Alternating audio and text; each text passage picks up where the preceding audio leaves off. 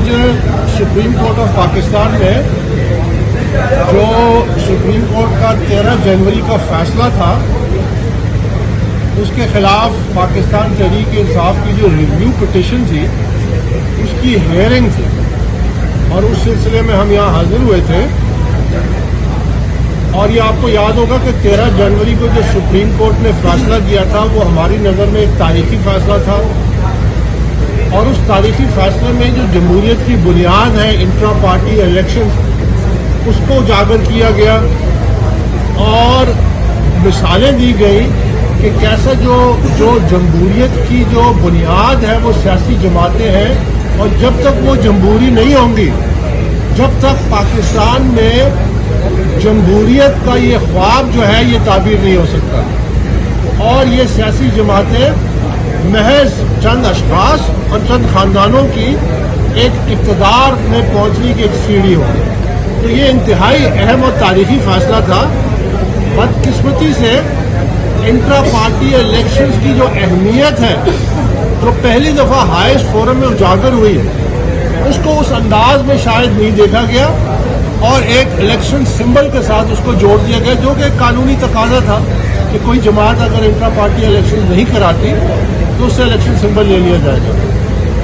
اس سلسلے میں جو پاکستان تحریک انصاف نے ریویو پٹیشن دائر کی تھی آج اس کی ہیئرنگ تھی. مجھے بڑے افسوس سے اور بڑے دکھ سے کہنے جا رہا ہوں کہ پاکستان تحریک انصاف کی طرف سے جو پٹیشنرز ہیں جو سینئر وکلاء ہیں ان میں سے ایک بھی آج سپریم کورٹ کے سامنے حاضر نہیں ہوا. ایک سینئر وکیل جو کہ ہمارے پی ٹی آئی سے جن کا تعلق تھا اوریجنل جو پی ٹی آئی تھی انہوں نے ایک ایڈجرنمنٹ کی درخواست ڈالی اور اپنی کچھ ذاتی وجوہات بیان کی. انہوں نے ایک درخواست تو ڈالی باقی بغیر کسی درخواست کے آج سپریم کورٹ میں اپنی پٹیشن کی ہیئرنگ میں غیر حاضر تھے. میں سمجھتا ہوں کہ یہ عملاً انہوں نے سپریم کورٹ کی پروسیڈنگز کا بائیکاٹ کیا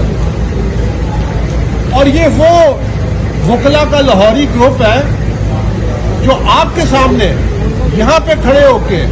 یہ دعوے کرتے ہیں کہ ہم اعلیٰ عدلیہ کا تحفظ کریں گے,